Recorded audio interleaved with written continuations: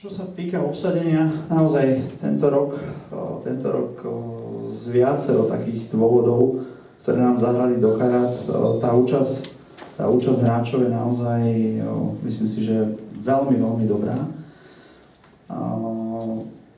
Môžem potvrdiť, že máme tu 11 bývalých hráčov z prvej svetovej stovky, čo je na náš turnaj, ktorý aj tak v danom týždni najväčší v Európe, ale s tou dotáciou, ako má, je to niečo neuveriteľné.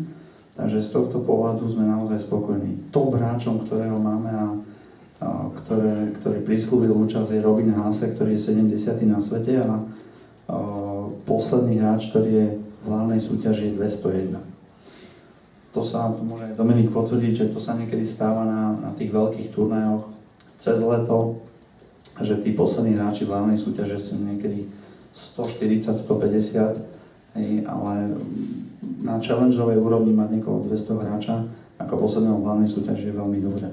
Takže z tohto pohľadu, ako som naozaj veľmi, veľmi spokojný.